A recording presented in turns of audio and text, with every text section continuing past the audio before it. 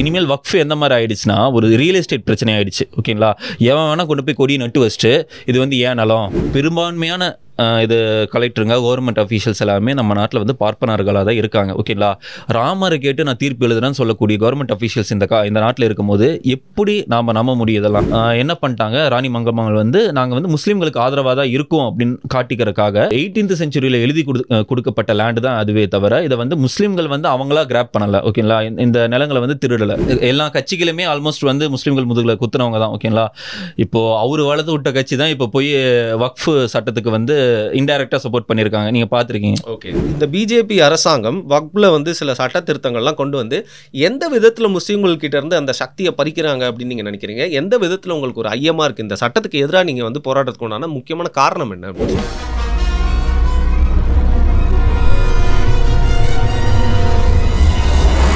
வணக்கம் வருண் டாக்ஸ் நேயர்களே. நீங்கள் வந்து நேர் விருப்பத்தின்படிலாம் வந்து பார்த்தீங்கன்னா நம்ம நிறைய வீடியோஸ்லாம் வந்து போடுறதில்ல. பட் தொடர்ந்து ஏதாவது ஒரு முக்கியமான விஷயத்தை பற்றி நீங்கள் கமெண்ட்ஸில் கேட்டுகிட்டே இருந்தால் சரி ஓகே, அதற்கான ஒரு சின்ன ஒரு சரத்தை எடுத்து நம்ம அந்த இஷ்யூஸ் பற்றி நம்ம பாட்காஸ்ட் போட்டிருக்கோம். இதுக்கு முன்னாடியே வந்து பார்த்தீங்கன்னா வக்ஃப் போர்ட் அந்த பில் பற்றி ஏற்கனவே ஒருத்தர் வந்து நம்ம கூட பேசியிருந்தார், சவுகத் அலி அப்படிங்கிறவர். இப்போ வந்து அதை தொடர்ந்து எங்களுடைய கருத்தும் சொல்லணும் அப்படின்றனால நண்பர் ஒருவர் கேட்டதுனால இந்த பாட்காஸ்ட்டில் நம்ம தொடர்ந்து வக்ஃப் போர்ட் பற்றி வந்து வெவ்வேறு விஷயங்களை பேசி தெரிஞ்சுக்க போகிறோம் தகவல்களாக. ஸோ நம்ம கூட பேசுறதுக்காக இன்னைக்கு வந்திருக்கிறது உமர் அவர்கள், லீ டிவி நெட்வொர்க்லேருந்து. வணக்கம், வெல்கம். அஸ்ஸலாமு அலைக்கும். Piece B upon you. உங்கள் நெட்வொர்க்லேருந்து ஏற்கனவே வந்து வேற ஒரு நண்பர் கூட நான் பேசியிருக்கேன், நிறைய வாட்டி நாங்கள் பேசியிருக்கோம். இந்த வாட்டி வந்து நீங்கள் இந்த விஷயத்தை பற்றி பல கருத்துக்கள்லாம் சொல்லணும்னு வந்திருக்கீங்க. ஏற்கனவே நம்மளோட பாட்காஸ்ட் வந்து நீங்கள் பார்த்துருப்பீங்க அப்படின்னு நினைக்கிறேன். அது மட்டும் இல்லாமல் முக்கியமாக என்ன சொல்லணும் உங்களுக்கு இதை பற்றி அப்படின்னு நினைக்கிறீங்க? ஆக்சுவலி இந்த வீடியோவில் நம்ம எதை பற்றி டிஸ்கஸ் பண்ண போகிறோம்னா வக்ஃப், அதோடைய ஆரிஜின்ஸ், அதுக்கப்புறம் அதோட தேவைகள், இதை பற்றி தான் நம்ம பேசணும். ஆக்சுவலி இதில் வருத்தப்பட வேண்டிய விஷயம் என்னன்னா பெரும்பான்மையான முஸ்லீம்களுக்கே ஒரு வரலாற்று புரிதல் வக்ஃப் பற்றி இருக்கிறது இல்லை. ஸோ அதனால இதை பற்றி நம்ம டிஸ்கஸ் பண்ணி ஆகணும்னு நான் நினச்சேன். ஓகே ஓகே, ஸோ ஆரிஜின்ஸ்லேருந்து ஆரம்பிங்க. ஓகே, எங்கேருந்து இது ஆரம்பிக்குது அப்படின்னு நீங்கள் சொல்ல வரீங்க? ஃபர்ஸ்ட் ஆஃப் ஆல் வக்ஃப் அப்படின்ற விஷயம் எங்கேருந்து ஆரம்பிக்குதுன்னா இறை தூதர் ஸல்லல்லாஹு அலைஹி வஸல்லம் அவர்களுடைய காலத்தில் உமர் அலி அன்ஹு அவர்களுக்கு வந்து ஒரு கைபரில் வந்து ஒரு லேண்டு கிடைக்குது. சரிங்களா, கனிமத்தா லேண்டு கிடைக்குது.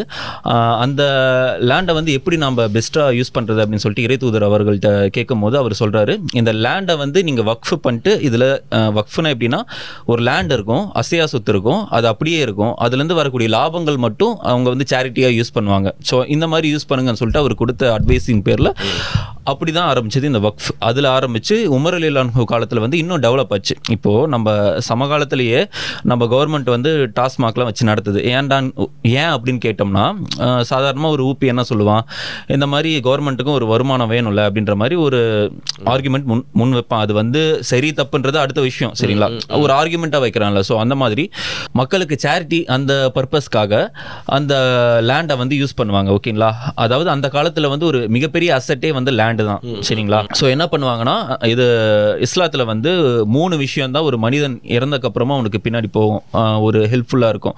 ஒன்று அவனோட நாலேஜ், இன்னொன்று அவனுக்காக துவா கேட்கக்கூடிய குழந்தைகள், இன்னொன்று சதக்குத்துல் ஜாரியா அப்படின்வாங்க. சதக்குத்துல் ஜாரியா அப்படின்றது ஒரு மரத்தை வச்சுன்னு வச்சுக்கோங்க, அதனால பயன் பெறாங்கன்னு வச்சுக்கோங்க. நம்ம இறந்தக்கப்புறம் பயன் பெறாங்கன்னா செஞ்ச ஒரு நல்ல காரியத்துக்காக மற்றவங்களும் பயன்படுறது, அந்த புண்ணியத்தை நம்ம எடுத்துட்டு போறோம். இறந்தக்கு அப்புறமும் அதுக்கான நன்மைகள் வரும். இந்த வக்ஃப்ல வந்து என்னோட லேண்டை வந்து நான் அல்லாஹ்க்காக வக்ஃபா கொடுக்குறேன் அப்படின்னா அதிலிருந்து வரக்கூடிய லாபங்கள் வந்து ஏழைகளுக்கும் அனாதைகளுக்கும் தேவை உள்ளவங்களுக்கும் அது யூஸ் ஆகும். ஸோ இதனால எனக்கு நான் இறந்தக்கு அப்புறமும் எனக்கு வந்து அதுக்கான நன்மைகள் கிடைக்கும். இதுதான் வந்து பேசிக்கா வக்ஃப் அப்படின்னு சொல்லுவாங்க. ஓகேங்களா, ஓகே ஃபைன். இப்போ ஆரிஜின்ஸ் அப்படிங்கிறதுக்கு அப்புறம் ஒவ்வொரு காலகட்டத்திலையும் வந்து பாத்தீங்கன்னா ஒவ்வொரு நிலப்பரப்புல வந்து இஸ்லாம் அப்படிங்கிறது வந்து பரவுது. அந்த கலாச்சாரத்துக்கு ஏற்ற மாதிரி அடாப்ட். இப்போ இந்தியன் கல்ச்சர் அப்படிங்கிறது வந்து இஸ்லாம் வரதுக்கு முன்னாடி வேற மாதிரி இருந்துச்சு. ஸோ இது ஒரு ஃபியூஷன், ஒரு அடாப்ட் ஆகும் அந்த லேண்டுக்கு ஏற்ற மாதிரி அப்படின்னு தான் எடுத்துக்கலாம். எந்த நம்பிக்கை அப்படின்னாலும் நீங்கள் எல்லா ஊர்லேயும் பார்த்தீங்கன்னா முஸ்லீம்கள் இருந்தாலும் அந்தந்த ஊரில் இருக்கக்கூடிய முஸ்லீம்களோட தன்மை வந்து மாறுபடும். இப்போ துருக்கியாக இருக்கட்டும், இப்போ வந்து தோன்றின இடமான அந்த மிடில் ஈஸ்டில் இருந்தால் இருக்கட்டும், இப்போ இந்தியாவில் அப்படின்றப்போ வந்து பார்த்தீங்கன்னா இந்த வக்ஃப் இந்த சட்டங்கள் நம்ம ஊரில் பிரிட்டிஷ்காரங்க காலத்துக்கு முன்னாடி எப்படி இருந்துச்சுன்னு நினைக்கிறீங்க? பிரிட்டிஷ்காரங்க வந்து எந்த மாதிரியான மாற்றங்கள் கொண்டு வந்தாங்க? அப்புறம் போஸ்ட் இண்டிபெண்டன்ஸ் இன்னைக்கு வரைக்கும் இருக்கக்கூடிய அந்த நடைமுறை என்ன? இன்னைக்கு ஒரு மாற்றங்கள் அப்படின்னு சொல்லிட்டு அரசாங்கம் கொண்டு வர்றப்போ அதில் என்ன உங்களுக்கு ஒரு பிரச்சனையாக இருக்குன்னு நினைக்கிறீங்க? ஆக்சுவலி உமர் அலி அன்ஹு காலத்தில் வந்து அவங்க வந்து அவங்களோட கிங்டம் வந்து எக்ஸ்பேண்ட் ஆகுது. ஓகேங்களா, ரோம் பர்ஷியா ரெண்டுமே வந்து டிஃபீட் ஆன டைமில் பெரிய அளவிலான லேண்ட் வந்து அவங்க கையில் வருது. அப்போ வந்து என்ன சொல்கிறாங்க, நம்ம சோல்ஜர்ஸ்க்கு முன்னாடி நம்ம சோல்ஜர்ஸ் மத்தியிலே வந்து இந்த லேண்டெல்லாம் பிரிச்சுக்கலாம் அப்படின்னு சொல்லும் போது அதுக்கு உமர் அலி அன்ஹு சொல்கிற வார்த்தை என்னன்னா, இதை வந்து நம்ம இப்படி நம்ம சோல்ஜர்ஸ்குள்ளேயே பிரிச்சுக்கிட்டோம்னா இது வந்து அரிஸ்டோக்ரஸியை நோக்கி இது நகரும். ஒரு நில உடைமைத்துவம் அவர் சொல்றாரு, அந்த குர்ஆன் வசனத்தை முன் வச்சு சொல்றாரு, உங்களுடைய செல்வம் செல்வந்தர்கள் கிட்டேயே சுத்திட்டு இருக்க கூடாது அப்படின்னு சொல்லிட்டு ஒரு குர்ஆன் வசனம் வருது, அதை முன் வச்சு சொல்றாரு. சரிங்களா, அதனால இந்த லேண்ட் வந்து நம்ம இது விவசாயிகள் கிட்டே இருக்கட்டும், அவங்க கிட்ட இருந்து நம்ம டாக்ஸ் மட்டும் வாங்குவோம் அது சம்பந்தமா அப்படின்ட்டு. ஓகேங்களா, இந்த வக்ஃப் இப்போ நான் வந்து இதுக்கான தேவை, இதுக்கான ஆரிஜின் நான் சொன்னேன். இது வந்த காலகட்டத்தை நீங்க பார்க்கணும். ஓகேங்களா, நம்ம ஊர்ல இருக்கக்கூடிய வர்ணத்தான்கள் பிரம்மதேய நிலம் அப்படின்னு வாங்கிட்டு இருந்தா அந்த காலத்துல தான் வக்ஃப் அப்படின்ற ஒரு விஷயம் வந்து அந்த காலத்துல வந்திருக்கு. ஓகேங்களா, அது எந்த மாதிரியான ஒரு காலகட்டம்னா, பிரம்மதேய நிலம் அப்படின்னு சொல்லிட்டு நம்ம நாட்டில் இருக்கக்கூடிய வர்ணத்தன்கள் மன்னர்கள் கிட்ட இருந்து நிலம் வாங்கிட்டு இருந்த காலத்துல இப்படி ஒரு முறையை கொண்டு வந்தாங்க. சரிங்களா, அந்த நிலத்தை வந்து நான் வக்ஃப் பண்றதுனால எனக்கும் அதனால நன்மைகள் கிடைக்குது, அதுல இருந்து வரக்கூடிய லாபங்களை கவர்மெண்ட் இந்த மாதிரியான ஒரு சில விஷயங்களுக்கெல்லாம் யூஸ் பண்றாங்க. ஃபார் எக்ஸாம்பிள் சொல்ல போனோம்னா, ஒரு இஸ்லாமிக் கவர்மெண்ட்ல, அதாவது உமர் அலி அன்ஹு காலத்துல இருந்த ஒரு இஸ்லாமிக் கவர்மெண்ட்ல ஒரு வயசானவங்க இருக்காங்க, தலாத வயசுல இருக்காங்க அப்படின்னா அவங்களோட தேவைகளை வந்து கவர்மெண்ட் தான் பொறுப்பேற்றுக்கும். ஓகேங்களா, ஸோ 1400 வருஷத்துக்கு முன்னாடியே இது வந்து பாசிபிளா இருந்துச்சு. ஆனா இந்த காலத்துல நாம வாழக்கூடிய காலத்துல பாருங்க, ரீசெண்டா சன் டிவில ஒரு நியூஸ் பார்த்தேன், ஒரு 90 வயசு இருக்க ஒரு தாத்தா வந்து விறகு வெட்டி அதுல சாப்பிட்டுக்கிட்டு இருக்காரு, வாழ்க்கையை தானே பாத்துக்கிறாரு. அவர் வந்து அது விருப்பப்பட்டலாம் அந்த வாழ்க்கையை ஏத்துக்கலாம். அவருக்கு 2 ஆப்ஷன் தான், ஒன்னு பசியில சாவணும், இல்லைன்னா சாவர வரைக்கும் இந்த வேலையை செய்யணும். ஓகேங்களா, ஸோ 1400 வருஷத்துக்கு முன்னாடி இது பாசிபிள் அப்படின்னா இந்த காலத்துல ஏன் பாசிபிள் இல்லைன்னா, ஏன்னா இந்த காலத்துல நம்மள ஆள்ற யாருமே நம்மளுக்காக ஆட்சி செய்யல. ஓகேங்களா, ஓகே, ஸோ அதனால இன்னைக்கு வந்து அது வந்து பாசிபிள் இல்லைன்னு சொல்றீங்க. ஸோ இப்போ வந்து வக்ஃப் சட்டங்கள் இந்த போஸ்ட் இண்டிபெண்டன்ஸ்க்கு அப்புறம் வந்து எப்படி அதை மெயின்டைன் பண்ணிருக்காங்க? நீங்கள் எந்த மதமாக இருந்தாலும் சரிங்க, இல்லை எந்த ஒரு நம்பிக்கையாக இருந்தாலும் சரி, மக்களோட பணம் வருது, மக்களோட சொத்து இன்வால்வ் ஆயிருக்கு அப்படின்னா வந்து அந்த மதத்தை சேர்ந்தவங்களே வந்து இப்போ வெளியிலேருந்து தான் ஒருத்தன் வந்து எடுத்துகிட்டு போகணும் இல்லை, அந்த மதத்திலேயே வந்து பார்த்தீங்கன்னா ஒரு கும்பல் சேர்ந்துட்டு ஒரு கூட்டம் சேர்ந்துட்டு ஒரு என்ன சொல்லுவாங்க, அந்த டீம் மென்டாலிட்டி, குரூப் மென்டாலிட்டி பண்ணிட்டு நம்ம மட்டும் இதை வந்து அந்த செல்வத்தை வந்து இல்லை நான் பொதுவாக நான் வக்ஃபை பற்றியும் கேட்குறேன். நான் உங்ககிட்ட ஒரு எக்ஸாம்பிள் சொல்கிறேன். ஒரு சொத்து வந்து ஒரு இடத்துல போய் சேருதுன்னு வச்சுக்கோங்க, ஒரு கமிட்டின்னு வச்சுக்கலாம், அது எதா வேணா இருக்கலாம். நான் இப்போ ஒரு எந்த சங்கமா இருக்கலாம், எதுலையா இருந்தாலும் ஒரு குறிப்பிட்ட 4 பேர் எப்பவுமே இருப்பான், அது நடக்கிறதுக்கான வாய்ப்பு. இது மனித இயல்பு. இது வந்து இஸ்லாம், கிறிஸ்டியானிட்டி, இந்துன்றதை தாண்டி மனித இயல்பு இல்லையா? அப்படி வக்ஃப் சட்டங்கள்ல சரியா வந்து லைக் மக்களோட எல்லா விஷயத்தையும் கொண்டு போய் சேர்க்காம அதுல சொத்துக்களை கையாடல் பண்றது, தங்களுக்கு மட்டுமே அந்த பணத்தை ஈட்டிக்கிறது, இந்த மாதிரி விஷயங்கள் நடந்தது அப்படிங்கிறீங்களா, இல்ல சுத்தமா நடக்கவே இல்லை அப்படின்னு சொல்றீங்க? மேபி அது நடக்கிறதுக்கு நடந்திருக்கலாம். ஓகேவா, நடந்திருக்கு. அப்படியே நடந்தாலுமே அதை வந்து முறைப்படுத்துறதுக்கு ஆல்ரெடி உள்ள வந்து இருக்கு. ஓகேங்களா, இப்போ பிரச்சனை என்னன்னா, அதை தூக்கிட்டு நீங்க வந்து கலெக்டருங்களை உள்ள கொண்டு வரேன், இந்த மாதிரி டிஸ்ட்ரிக்ட் கலெக்டருக்கே அந்த உரிமை இருக்கு அப்படின்னு நீங்க கொண்டு வரும்போது அங்கதான் பிரச்சனை வருது. ஏன்னா பெரும்பான்மையான இது கலெக்டருங்க, கவர்மெண்ட் அஃபீஷியல்ஸ் எல்லாமே நம்ம நாட்டில் வந்து பார்ப்பனர்களாக தான் இருக்காங்க. ஓகேங்களா, ராமரை கேட்டு நான் தீர்ப்பு எழுதுறேன்னு சொல்லக்கூடிய கவர்மெண்ட் அஃபீஷியல்ஸ் இந்த நாட்டில் இருக்கும்போது எப்படி நாம் நம்ப முடியும் இதெல்லாம்? ஓகேங்களா, அதாவது இப்போ இனிமேல் வக்ஃப் எந்த மாதிரி ஆயிடுச்சுன்னா ஒரு ரியல் எஸ்டேட் பிரச்சனை ஆயிடுச்சு. ஓகேங்களா, எவன் வேணா கொண்டு போய் கொடியை நட்டு வச்சுட்டு இது வந்து ஏன் நலம், ஜெய் ஸ்ரீராம் அப்படின்னு சொல்லி பண்ணானா அவன் வந்து இந்துத்துவவாதியா இருக்கணும்னு அவசியம் இல்லை, ஊப்பியா இருக்கலாம், எவனை வேணா இருக்கலாம். ஓகேங்களா, அவ்வளோதான் முடிஞ்சிடும். ஓகேங்களா, ஸோ வக்ஃப் நிலத்தை வந்து இந்த அளவுக்கு அடிக்கிறதுக்கு இப்படி ஒரு பாசிபிலிட்டிஸ் இது எடுத்து தருது அப்படின்னு தான் இதை நாங்க பாக்குறோம். ஓகே, லைக் அதுல வந்து பெனட்ரேட் பண்றதுக்கான வாய்ப்பு இருக்கு அப்படின்னு சொல்றீங்க. இப்போ கேத்தலிக் இன்ஸ்டிடியூஷன்ஸ் அவங்களோட ரியல் எஸ்டேட் வந்து பார்த்தீங்கன்னா உலகம் ஃபுல்லாக ஆல்மோஸ்ட் எல்லா கண்ட்ரீஸ்லுமே வச்சிருக்காங்களா, one of the richest organisation சொல்லுவாங்க. அதுக்கப்புறம் வக்ஃப் வந்து பார்த்தீங்கன்னா வந்து ஆல்மோஸ்ட் அவங்களுக்கு ஈக்குவலாக இருக்கும், இந்தியாவிலேயே அதிகமாக இல்லை 3வது இடத்துல இருக்காங்கன்னு நினைக்கிறேன், அதாவது அசெட்ஸில் வந்து கையில் வச்சிருக்கிறது அப்படிங்கிறது. ஸோ அதை வந்து இந்த பிஜேபி அரசாங்கம் வக்ஃபில் வந்து சில சட்ட திருத்தங்கள்லாம் கொண்டு வந்து எந்த விதத்தில் முஸ்லீம்கள்கிட்ட இருந்து அந்த சக்தியை பறிக்கிறாங்க அப்படின்னு நீங்கள் நினைக்கிறீங்க? எந்த விதத்தில் உங்களுக்கு ஒரு ஐயமாக இருக்குது இந்த சட்டத்துக்கு எதிராக நீங்கள் வந்து போராட்டத்துக்கு உண்டான முக்கியமான காரணம் என்ன அப்படின்னு சொல்லுங்கள். ஃபர்ஸ்ட் ஆஃப் ஆல் வந்து அந்த 3வது பெரிய லேண்ட் ஹோல்டர்ஸ் அப்படின்னு சொல்றது வந்து ஒரு ப்ராபகேண்டா தான். ஏன்னா ஒட்டும் சச்சார் கமிஷனோட ரிப்போர்ட் படி ஆல்மோஸ்ட் ஒரு 6 லட்சம் ஏக்கர்ஸ் இருக்கு, வக்ஃப் லேண்ட் இருக்கு அப்படின்னு சொல்லி சொல்றாங்க. இந்த சங்கிகளோட ஹையஸ்ட் எஸ்டிமேஷனே பார்த்தீங்கன்னா ஒரு 9.5 லட்சம் ஏக்கர்னு வச்சுப்போம். ஓகேங்களா, ஆனா தமிழ்நாட்டோட இந்து அறநிலைத்துறையோடைய லேண்ட் ப்ராப்பர்ட்டி வேல்யூ எவ்வளோன்னு பாருங்க, 4.5 லட்சம் ஏக்கர் வச்சுருக்காங்க தமிழ்நாட்டில், ஓகேங்களா. ஆந்திராவில் அங்கே 4 ஏக்கர் வச்சுருக்காங்க, 4 லட்சம் ஏக்கர், ஓகேவா. தமிழ்நாட்டில் 4.5 லட்சம் ஏக்கர், அந்த ஆந்திராவில் 4 லட்சம் ஏக்கர். கேரளாவில் பார்த்தீங்கன்னா அங்கேயும் ஒரு 4.5 லட்சம் ஏக்கர் வருது. வெறும் 3 ஸ்டேட்டில் இருக்கக்கூடிய இந்து அறநிலைத்துறை மட்டுமே இவ்வளோ வச்சுருக்காங்க அப்படின்னா அப்போ நாடு முழுக்க எவ்வளோ வரும்? அப்போது இது எப்படி வக்ஃப் எப்படின்னு இந்தியாவிலேயே வந்து ஒரு பெரிய லேண்ட் ஹோல்டர்ஸாக வருவாங்க. அது மட்டும் இல்லாமல் இன்னொரு காமனான ஒரு அலிகேஷன் வைப்பாங்க. அலிகேஷனில் அது சரியான பொய், சுத்த பொய். என்னன்னா வக்ஃப் வந்து அவங்க கண்ணில் படுற லேண்டெல்லாம் எடுக்கிறாங்க அப்படின்ற மாதிரி ஒரு அலிகேஷன்லாம் வைக்கிறாங்க. அதுவும் வந்து என்ன சொல்றது, ஒரு சுத்த போய். ஒரு வக்ஃபை பொறுத்த வரைக்கும் ஒருத்தன் வந்து சேரிட்டியாக தான் கொடுக்க முடியுமே தவிர அவங்களுக்கு வந்து எந்த ஒரு லேண்டையும் கிராப் பண்ணுறதுக்கான அதிகாரம் அவங்களுக்கு இல்லை, சரிங்களா. வெறும் 3 ஸ்டேட்டில் இருக்கக்கூடிய இந்து அறநிலைத்துறையில் மட்டுமே இவ்வளோ லேண்ட் இருக்குது. ஸோ நாங்கள் எப்படி ஒரு 3rd லார்ஜஸ்ட் லேண்ட் ஹோல்டர்ஸாக இருக்க முடியும்? அது மட்டும் இல்லாமல் இந்த ஒரு 9 லட்சம் ஏக்கர் மட்டுமே உங்கள் கண்ணில் தெரியுது. 1892 பிரிட்டிஷ்காரன் பஞ்சமி நிலமாக எத்தனை லட்சம் ஏக்கர் எழுதி கொடுத்தான் சொல்லுங்கள்? சின்ன கெஸ்ஸிங் எவ்வளோ இருக்கும்? 12 லட்சம் ஏக்கர் இருக்குது, ஓகேங்களா. பிரிட்டிஷ்காரன் எழுதி கொடுத்தது. இது பஞ்சமர்களுக்காக இது 12 லட்சம் ஏக்கர் எழுதி கொடுத்துருக்காங்க. இப்போ ஆர்டிஐ ரிப்போர்ட் படி இப்போ தமிழ்நாட்டில் எவ்வளோ இருக்கும் சொல்லுங்கள்? மொத்தம் அந்த 12 லட்சம் ஏக்கர் கொடுத்ததில் மொத்தம் இப்போ எவ்வளோ இருக்கும்? 1.5 லட்சம் ஏக்கர் தான் இருக்குது. பாதிக்கு பாதி கூட இல்லை, ஓகேவா. ஒரு 10 லட்சம் ஏக்கர் கிட்டேயே காலியாக இருக்குது, ஓகேங்களா. ஸோ தொடர்ந்து இந்த 9 லட்சம் ஏக்கர் மேலேயே நீ கண்ணா இருக்கிறீங்க. இந்த 10 லட்சம் ஏக்கருக்கு வந்து என்ன ஒரு இது? அப்போ வந்து பஞ்சமர்கள் வந்து இந்து சொந்தங்கள் இல்லையா? அவங்களுக்கால நீ பார்க்க மாட்டியா, பேச மாட்டியா? 92 வந்து 2 தாழ்த்தப்பட்ட மக்கள் வந்து சுட்டு கொல்லப்பட்டாங்க. அதை பற்றிலாம் நீ வாய்ஸ் ரேஸ் பண்ண மாட்டியா என்ன கேட்டால்? எங்களை பார்த்து அவன் சொல்கிறான், நீங்கள் தான் லேண்டை வந்து கிராப் பண்ணியிருக்கீங்க, இத்தனை லேண்டை வந்து எடுத்திருக்கீங்க அப்படின்னு சொல்லிட்டு. ஆனால் ஒரு ஹதீஸே இருக்குது டைரெக்டாக. எவன் ஒருத்தன் வந்து அநியாயமாக இன்னொருத்தருடைய நிலத்தை வந்து பிடுங்குறானோ நாளை மறுமையில் அவங்களுடைய கழுத்தில் வந்து 7 உலகங்கள் வந்து தொங்க விடப்படும் அப்படின்னு சொல்லிட்டு ஒரு ஹதீஸே இருக்குது, ஓகேங்களா. ஸோ லேண்டை கிராப் பண்ணது உண்மைதான், ஆனால் அது நாங்கள் பண்ணல. எவன் பண்ணோன்னா அவன்கிட்ட போய் நீ கேளு, ஓகேவா. ஓகே, இப்போ ஜென்ரலாக இப்போ நீங்கள் வருண் டாக்ஸில் இதை பற்றி பேசணும்னு வந்திருக்கீங்க. என்ன முக்கியமான விஷயத்தை வந்து இங்கே கடத்தலாம், என்ன ஒரு பாயிண்ட் வந்து கண்டிப்பாக மக்கள்கிட்ட கொண்டு போய் சேர்க்கணும் இந்த சேனல் மூலியமாக நீங்கள் நினைக்கிறீங்க அப்படின்னு சொல்லி போர்டு விஷயம்? ஓகே, ஆக்சுவலி நிறைய மேடைகளை வந்து பாரஞ்சித் வந்து திரும்ப திரும்ப சொல்லுவார், நிலம் அப்படின்றது தான் ஒரு அதிகாரம் அப்படின்னு சொல்லிட்டு அந்த விஷயங்களை வந்து திரும்ப திரும்ப அவர் சொல்ல நினைப்பார். நிலத்தோட முக்கியத்துவத்தை அந்த காலத்தில் ரொம்ப பெரிய அசட்டே அதுதான், ஓகேங்களா. ஸோ அப்படி இருக்கும்போது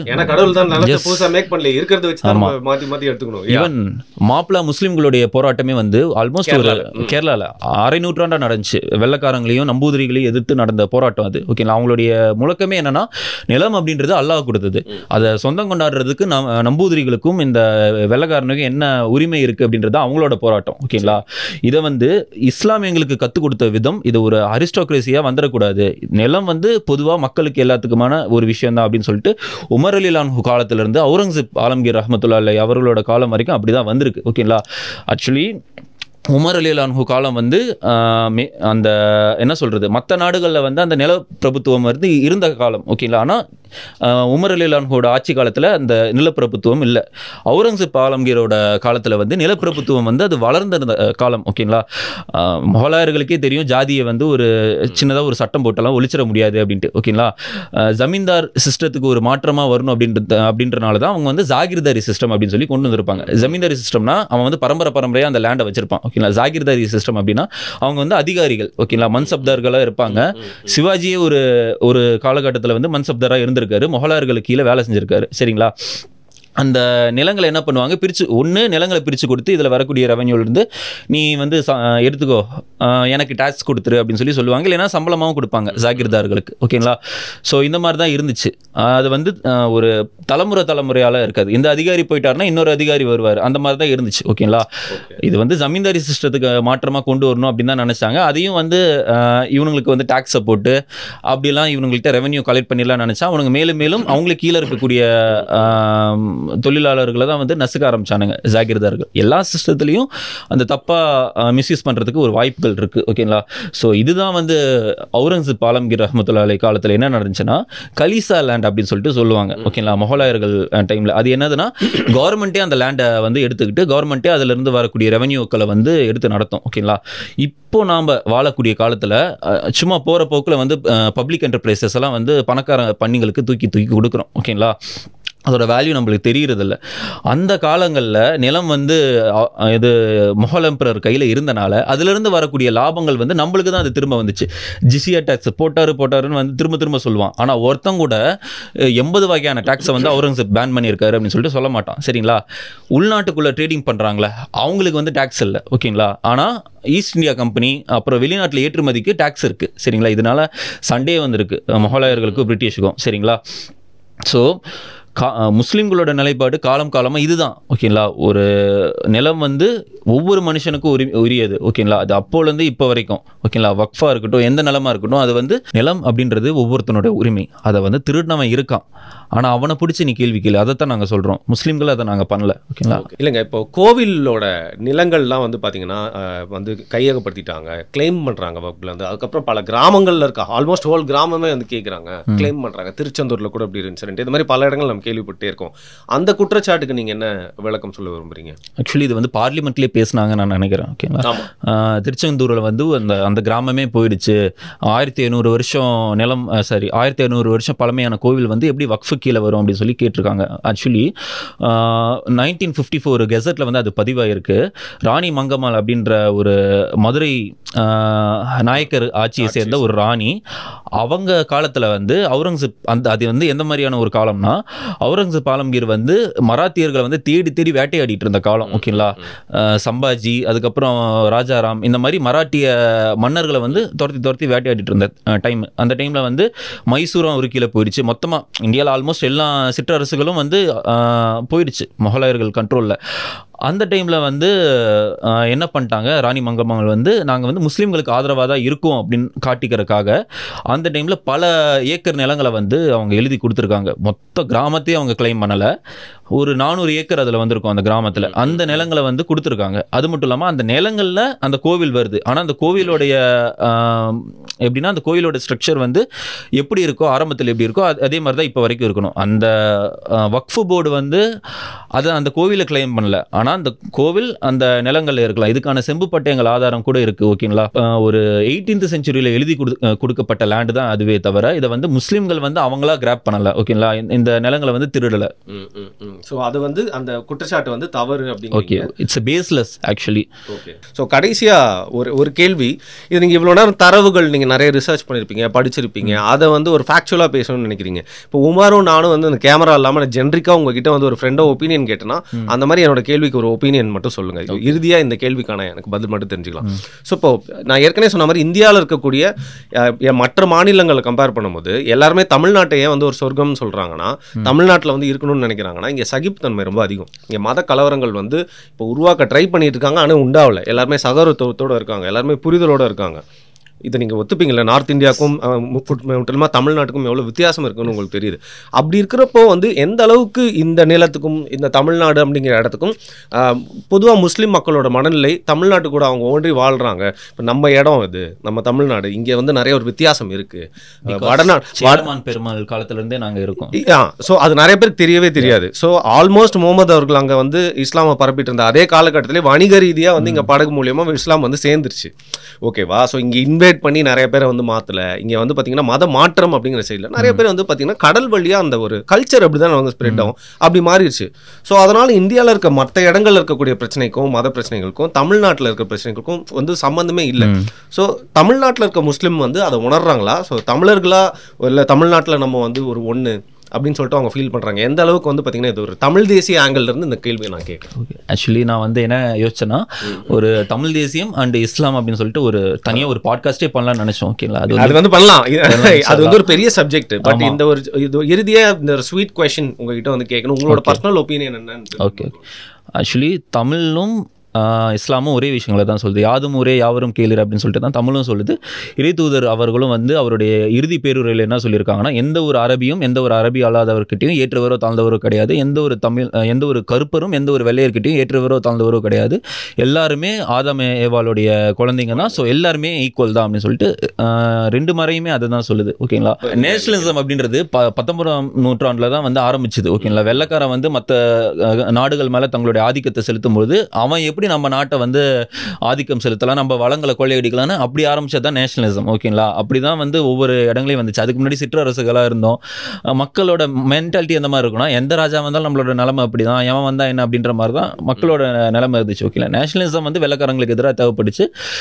இங்கே பாரி ப்ரோ நீங்களாம் வைக்கிற வாதங்கள் என்னன்னா, பிற மொழியாளர்கள் நம்மளை ஆள்றாங்க, ஸோ நம்மளுக்கான உரிமைகள் மறுக்கப்படுது. இப்போ நீங்களே நிறைய இடங்களை பேசுறீங்க, தமிழ் தீவிரவாதிகள்னு பேசுவாங்க, ஆனால் தெலுங்கர்களை பற்றி நம்ம இங்கே பேச முடியாது. ஓகேங்களா, அந்த மாதிரியான சுச்சுவேஷனில் இனவெறி அப்படின்னு நான் இந்த ரேஸை சேர்ந்தனால இவன் என்ன அடிக்கிறான் அப்படின்னா, அந்த ரேஸுக்கான அடையாளம், அந்த ரேஸுக்கான அரசியல் தேவை. ஓகேங்களா, அதனால தான் அவனே என்ன அடிக்கிறான். ஆமா, ஓகேங்களா. இப்போ பலஸ்தீனியன் நேஷனலிசம் அந்த இடத்துல தேவை, ஆனா இஸ்ரேலியன் நேஷனலிசம் வந்து ஒரு கிரிஞ்சு. ஓகேங்களா, அது அங்க தேவை இல்லை. புரியுதுங்களா நான் என்ன அப்படிங்கிறீங்க? எஸ், புரியுதுங்களா.